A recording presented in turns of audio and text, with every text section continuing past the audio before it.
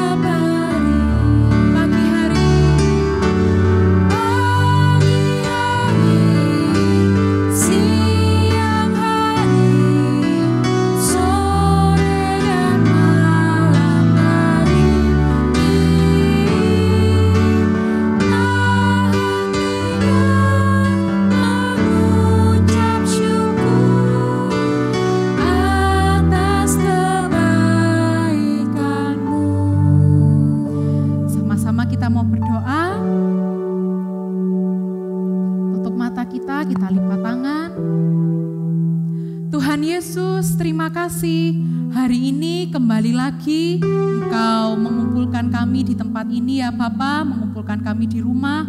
Engkau kembali memberikan anugerah-Mu sehingga pada hari ini kami kembali bisa beribadah. Ya Bapa, berkatilah ibadah kami supaya ibadah ini hanya untuk memuji dan memuliakan nama-Mu saja. Terima kasih ya Bapa, kami serahkan doa ini hanya ke dalam tangan-Mu. Dalam nama Tuhan Yesus kami sudah mengucap syukur dan berdoa. Amin. Oke, adik-adik. Nah, semuanya percaya kalau Tuhan Yesus sayang sama kita kan ya? Pasti semuanya percaya. Buktinya apa? Tuhan Yesus sudah mau mati untuk kita di atas kayu salib. Dia mati karena dia cinta sama kita semua.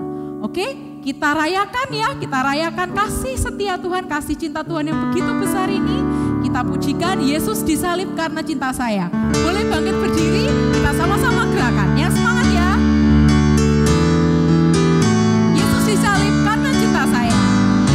Yesus disalib karena cinta saya. Cinta saya, cinta saya. Yesus disalib karena cinta saya. Dosa dihapus. Yesus disalib karena cinta kamu. Yesus disalib karena cinta kamu. Cinta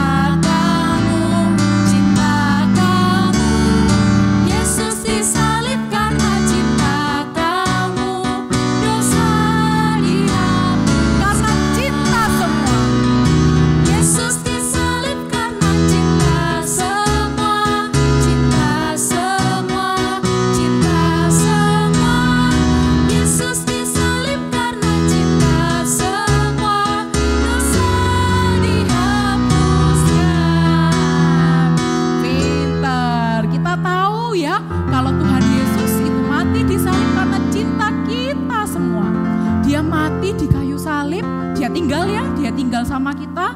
Setelah itu dia tinggal sama manusia, setelah itu dia mati di kayu salib, dia bangkit untuk menebus dosa kita.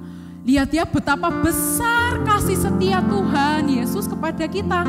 Jadi kita nggak perlu takut, karena Tuhan begitu setia sama kita, kita pun juga tidak perlu takut. Untuk merayakan kasih setia Tuhan yang luar biasa ini, sama-sama tetap berdiri, kita pujikan pujian biarpun gunung-gunung beranjak. Pakai gerakan ya, kita loncat-loncat di rumah.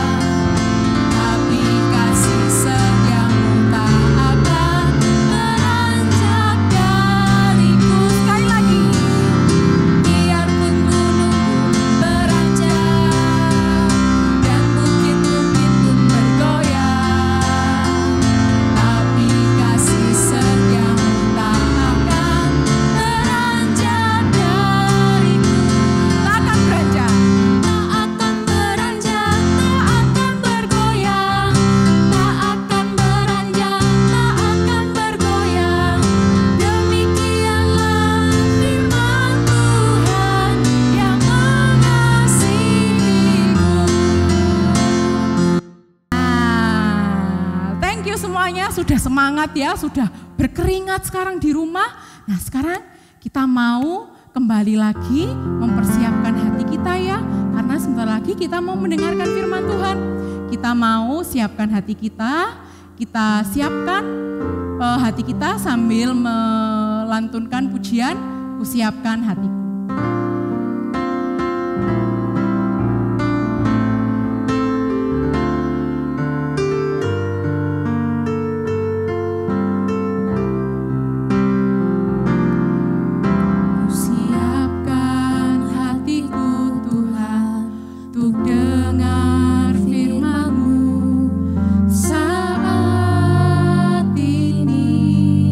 Ku sujud menyembah-Mu Tuhan.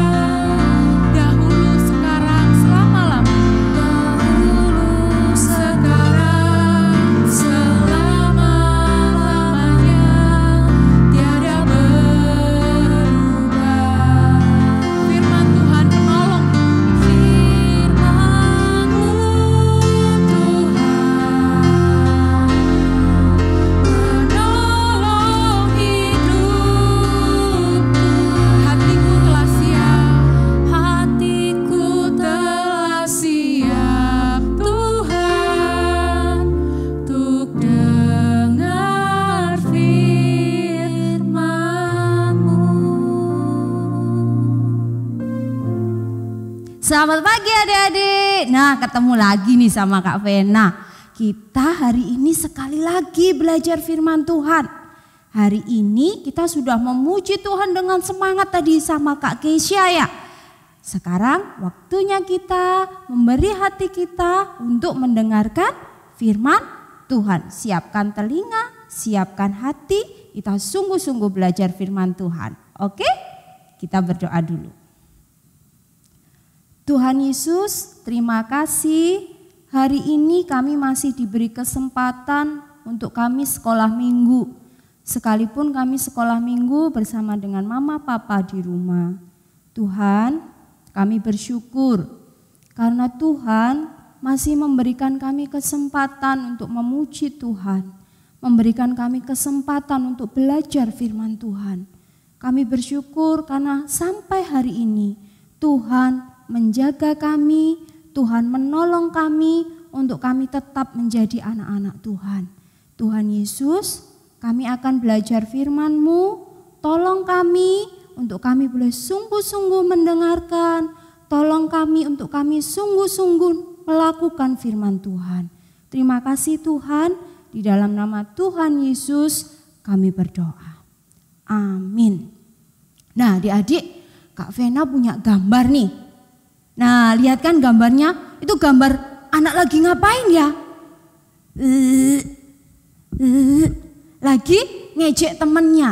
Kalau adik-adik di rumah nih, lagi capek pulang sekolah, lagi capek ngerjain pekerjaan sekolah, tiba-tiba ada teman kita datang terus ngejek kita. Gimana reaksi kita? Gimana sikap kita? Nah, ada macam-macam Kak Vena. Iya ya, ada macam-macam. Apa saja, ayo sikap kita seperti apa kalau diejek temennya? Pertama, kita bisa saja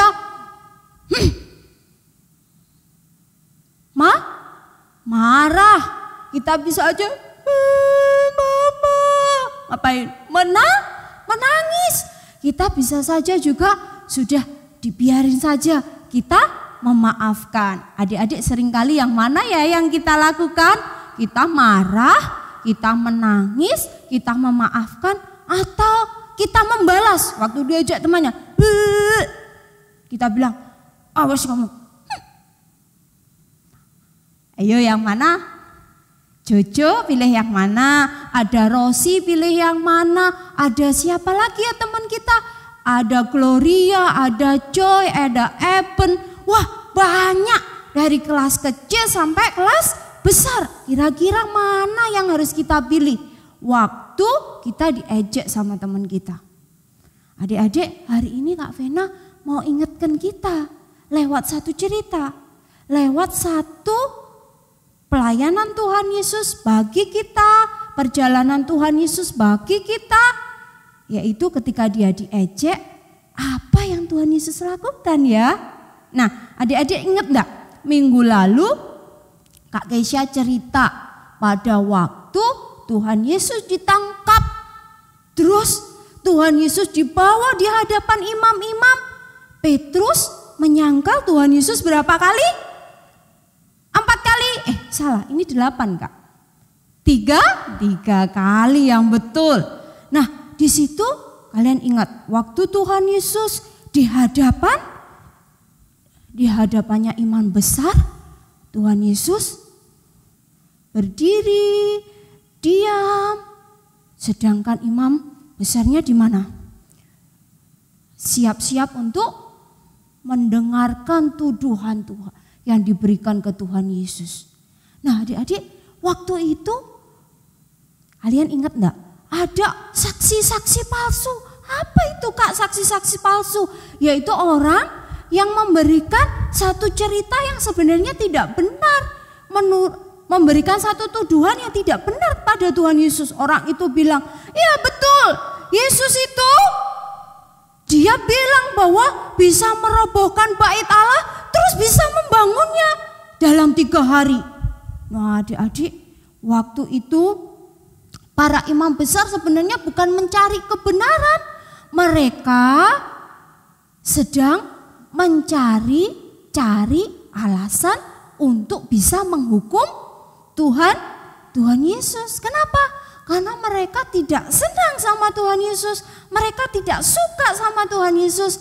Karena Tuhan Yesus selalu membicarakan kebenaran. Nah, waktu itu Tuhan Yesus berdiri, dia dituduh dengan tuduhan palsu, tuduhan yang tidak benar. Waktu itu Tuhan Yesus hanya diam. Tuhan Yesus bisa enggak dengan kuasanya melarikan diri? Bisa. Tuhan Yesus bisa enggak dengan hikmatnya memberikan yang benar? Itu ceritanya bagaimana? Tuduhan itu orang palsu. Tapi adik-adik, Tuhan Yesus enggak lakukan itu. Sekali lagi, kenapa? Karena Tuhan Yesus mau taat sama Bapa. Karena Tuhan Yesus tahu ini adalah perjalanan yang harus dilewati Tuhan Yesus supaya Tuhan Yesus nantinya bisa disalib. Setelah Tuhan Yesus dituduh dengan tuduhan palsu di hadapan imam besar, adik-adik tahu enggak? Tuhan Yesus tidak hanya di situ saja, tidak hanya dituduh dengan tuduhan palsu, tidak hanya dikata-katai dengan hal yang tidak benar, tetapi para imam pada waktu itu, orang Yahudi pada waktu itu membawa Tuhan Yesus kepada wakilnya Kaisar. Jadi Kaisar itu punya wakil, setiap satu wilayah ada wakilnya Kaisar. Setiap satu wilayah tertentu ada wakilnya yang lain. Jadi pada waktu itu orang Yahudi bisa saja membunuh Tuhan Yesus, tapi itu tidak dibenarkan menurut hukum Romawi. Tuhan Yesus harus diperhadapkan kepada wakilnya Kaisar yang memerintah saat itu. Yaitu siapa yang tahu? Ayo, wali negeri yang menjabat saat itu siapa yang tahu? Yaitu Pilatus. Tuhan Yesus dibawa ke hadapan Pilatus. Banyak orang berbondong-bondong memberikan tuduhan palsu kepada Tuhan Yesus, diperhadapkan kepada Pilatus, masuk ke dalam pengadilan. Apa itu Kak Vena pengadilan? Satu tempat untuk memutuskan suatu masalah, satu tempat untuk memutuskan orang ini benar atau salah, orang ini pantas dihukum atau tidak. Nah, waktu itu Tuhan Yesus dibawa di hadapan Pilatus. Tapi adik-adik tahu enggak?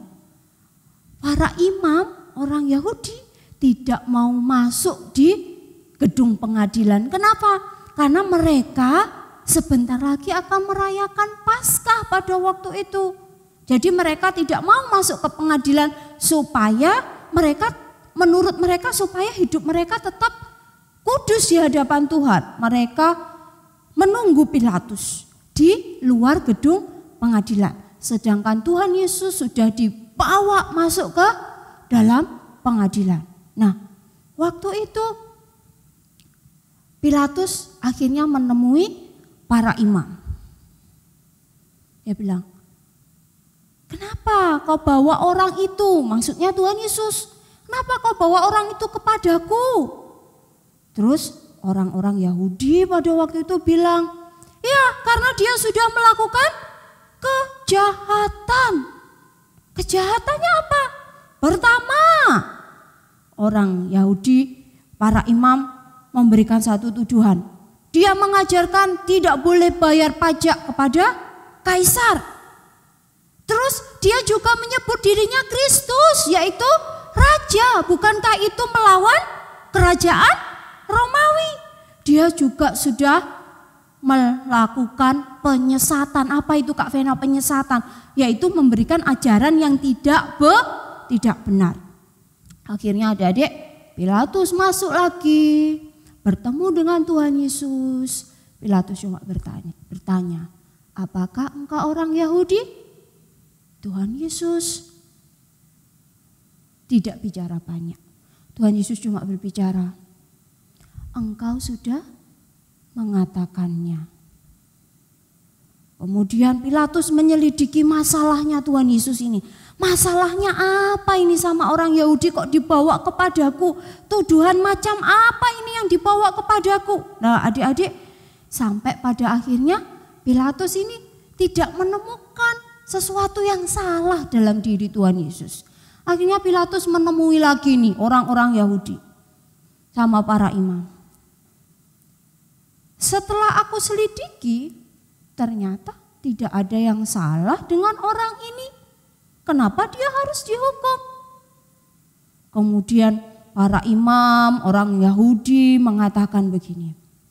Dia itu sudah melakukan penyesatan. Dari Galilea sampai di tempat ini. Dia memberikan satu pengajaran yang tidak benar. Pilatus bilang, tunggu. Dari mana asalnya? Dari mana tadi? Ayo adik-adik. Galilea. Oke. Pilatus ingat seseorang adik-adik. Galilea pada waktu itu di bawah pemerintahan Raja Herodes.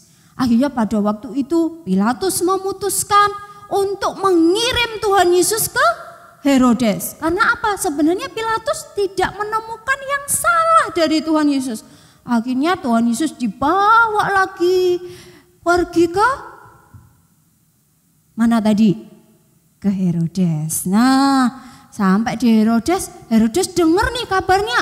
Tuhan Yesus mau dibawa ke hadapannya. Herodes senang karena Herodes ini penasaran. Yesus itu seperti apa? Kemudian Herodes juga ingin melihat mujizat yang dilakukan Tuhan Yesus. Nah, akhirnya adik-adik di hadapan Herodes ternyata Tuhan Yesus tidak diadili adik-adik. Tuhan Yesus hanya diolok-olok. Tuhan Yesus diejek lagi. Yang pertama tadi ketika Tuhan Yesus di hadapan imam besar, Tuhan Yesus diberikan tuduhan palsu. Satu tuduhan yang tidak benar. Sekarang di hadapan Herodes, apa yang terjadi? Tuhan Yesus diolok-olok. Tuhan Yesus hanya diolok-olok, tidak diadili, tidak diselidiki perkaranya benar atau salah. Kemudian Rama Herodes, Tuhan Yesus dikirim lagi kemana? Ke Pilatus. Kenapa? Karena Herodes mau mengadili juga tidak bisa. Karena tidak ada yang menjadi dasar menunjukkan bahwa Tuhan Yesus bersalah. Akhirnya dibawa lagi Tuhan Yesus. Waduh, Tuhan Yesus diikat ya sebenarnya, tapi bukan ini loh ya. Pada waktu di hadapan Herodes, Tuhan Yesus itu sudah dikasih jubah ungu, sudah diejek-ejek. Jadi bajunya Kak Vena ini biru, bukan ungu ya. Jadi Tuhan Yesus sudah diolok-olok di sana dari pagi adik-adik. Jadi Tuhan Yesus dibawa ke Pilatus tadi itu pagi-pagi. Sekarang ini dibalikin lagi ke hadapan Pilatus. Nah adik-adik coba bayangkan, sudah lapar, sudah haus, capek, diolok-olok. Yang dilakukan Tuhan Yesus apa? Cuma diam. Tuhan Yesus sanggup enggak membalas? Sanggup. Tuhan Yesus bisa enggak mengalahkan semua orang yang menuduh dia? Bisa, tapi Tuhan Yesus enggak lakukan. Tuhan Yesus hanya diam. Menjawab hanya seperlunya saja. Nah adik-adik di hadapan Pilatus masuk lagi ke pengadilan. Nah Pilatus ini sebenarnya tidak mau menghukum Tuhan Yesus sekali lagi karena Pilatus tidak menemukan yang salah di hidupnya Tuhan Yesus, di masalahnya Tuhan Yesus, perkaranya Tuhan Yesus bukanlah orang yang salah. Akhirnya sebenarnya Pilatus memiliki satu harapan ketika dikirim ke Herodes, paling tidak Pilatus tidak melakukan kesalahan, yaitu menghukum orang yang tidak bersalah. Ternyata dari Herodes Tuhan Yesus dibalikin ke Pilatus. Di hadapan Pilatus, akhirnya adik-adik, Tuhan Yesus diapakan? Tuhan Yesus akhirnya dihukum, bukan hukum mati pada waktu itu. Tuhan Yesus dihajar habis-habisan adik-adik. Tuhan Yesus dicambuk habis-habisan. Dan adik-adik kelas besar pasti sudah pernah mendengar. Cambuknya itu bukan cambuk seperti di kuda lumping ya. Siapa yang pernah nonton kuda lumping? Nah, bukan seperti itu. Tetapi di cambuknya, di ujung cambuknya itu ditaruh paku satu, Kak. Bukan hanya satu jumlah pakunya, tapi cukup banyak. Nah, adik-adik yang dikasih Tuhan, waktu itu kalian bayangkan ketika Tuhan Yesus dicambuk, apa yang terjadi? Kita kena paku sedikit aja sakit ya. Kena paku sedikit aja, mama sakit mama. Nah, ini Tuhan Yesus dicambuk, dilempar begitu. Terus pastinya karena ujungnya ini ada paku. Coba bayangin ya, ini jarinya Kak Vena ini pakunya ini ya. Dilempar begini. Apa yang terjadi? Pasti pakunya nancap tuh. Nancap kemudian ditarik lagi. Apa yang terjadi kira-kira adik-adik? Banyak kulitnya akhirnya sobek, terkelupas. Bukan hanya satu goresan tapi banyak goresan. Bukan hanya luka yang luar saja tapi sampai ke dalam. Nah, berapa kali Tuhan Yesus dicambuk? 40 kali. Nah, adik-adik yang dikasih Tuhan, sebenarnya kenapa kok Pilatus itu menghukum Tuhan Yesus seperti itu? Pilatus punya satu rencana sebenarnya. Setelah Tuhan Yesus dihajar di hadapan Pilatus, Pilatus itu membawa Tuhan Yesus ke hadapan banyak orang pada waktu itu. Ingin menunjukkan, ini loh sudah saya hukum, ini loh sudah saya hajar. Supaya apa? Dengan harapan ini Tuhan Yesus bisa lepas. Tapi pada waktu itu orang-orang banyak waktu itu, para imam pada waktu itu bukannya punya belas kasihan, tetapi apa yang dilakukan? Mereka berteriak, salibkan dia. Terus Pilatus bilang, sudah saya hukum nih, sudah saya jerai nih di dalam. Bisakah kita lepaskan seorang ini?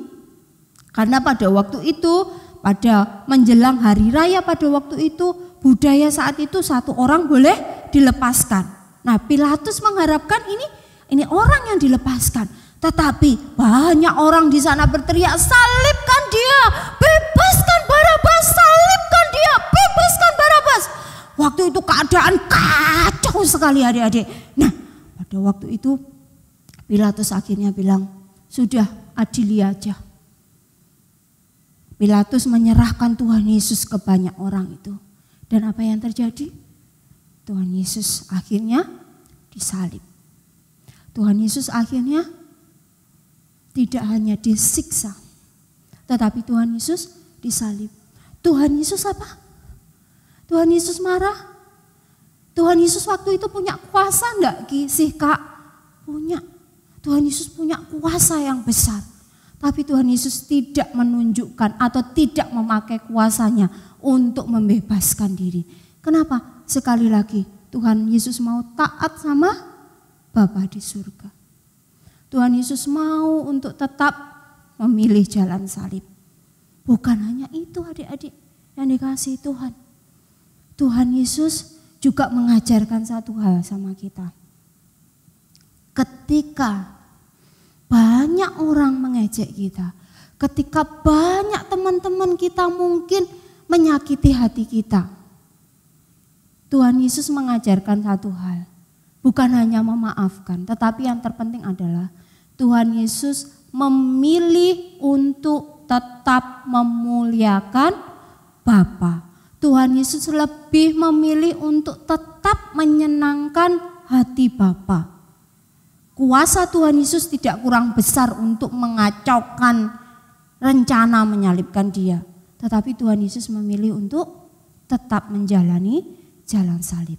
Untuk apa? Tuhan Yesus tetap menjadi alat.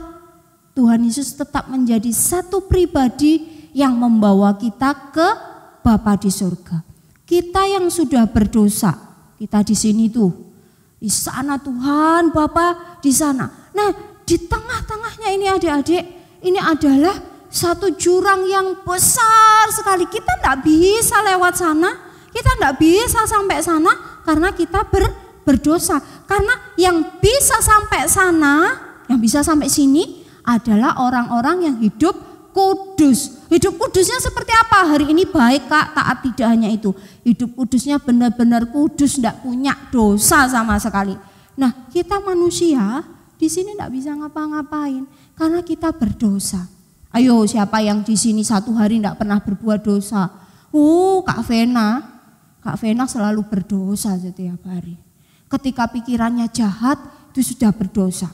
Ketika di dalam hatinya marah, itu sudah berdosa.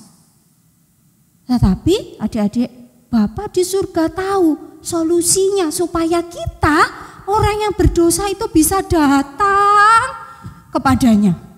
Dengan cara apa? Tuhan Yesus harus disalib. Dan kita bersyukur Tuhan Yesus taat sampai mati.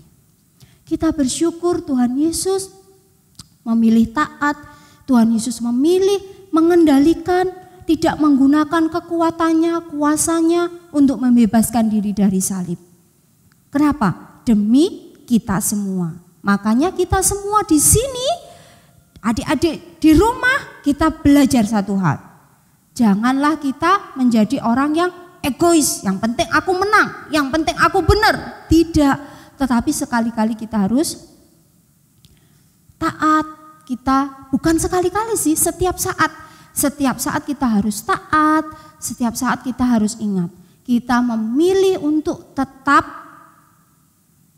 menyenangkan hati Tuhan. Sekalipun kita mungkin dihina, sekalipun kita diejek, sekalipun kita sedih nih Kak, diejek teman, enggak apa-apa. Tapi kita memilih untuk berdiam diri, memaafkan mereka, mendoakan mereka. Kenapa? Karena itu teladan Tuhan Yesus. Oke, di rumah? Nah, adik-adik yang dikasih Tuhan, hari ini kita belajar hal itu. Belajar aja? Tidak, kita lakukan setiap hari, setiap saat. Makanya kita perlu untuk berdoa. Karena kita tidak bisa melakukan semuanya itu sendiri. Tetapi kita bisa melakukan semuanya itu, memaafkan orang, taat, memilih untuk menyenangkan hati Tuhan itu dengan pertolongan dari Tuhan sendiri. Yuk kita berdoa ya. Tuhan Yesus, kami bersyukur hari ini kami belajar kebenaran firman Tuhan. Tuhan memberikan kami teladan yang luar biasa. Ketika Tuhan di hadapan banyak orang diberi tuduhan palsu, diejek, dihina, disiksa, padahal Tuhan tidak melakukan kejahatan. Karena Tuhan melakukan itu untuk kami. Tuhan melakukan itu untuk taat kepada Bapa di surga. Tuhan melakukan itu untuk kami boleh menikmati hidup bersekutu, hidup dekat dengan Bapa di surga. Tuhan terima kasih untuk semuanya itu.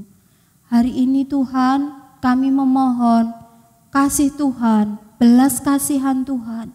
Tolong Tuhan Yesus mampukan kami untuk kami bisa memaafkan teman kami, untuk kami bisa memilih untuk tidak membalas mereka yang mengejek, tetapi kami memilih untuk tetap menyenangkan hati Tuhan.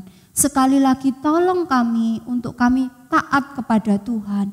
Ketika kami berjanji taat kepada Tuhan, tolong kami juga Tuhan untuk bisa taat kepada orang tua kami. Taat melakukan firman, taat dengan orang-orang di sekitar kami yang memberikan kami pengajaran tentang kebenaran. Terima kasih Tuhan, di dalam nama Tuhan Yesus kami berdoa. Amin. Oke, adik-adik, kita sudah selesai ya ibadahnya, sudah dengarkan firman Tuhan, sudah memuji Tuhan. Jangan lupa ya adik-adik, kasih persembahan ya, kasih persembahan. Nanti silahkan papa mama boleh langsung kirim ke alamat yang ada di layar.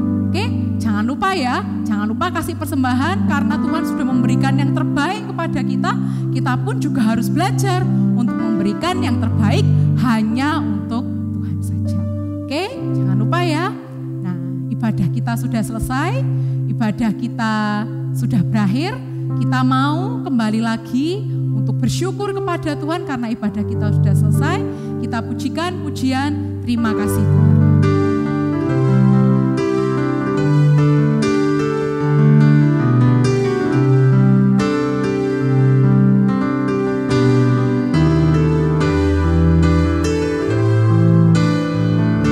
Pujikan dengan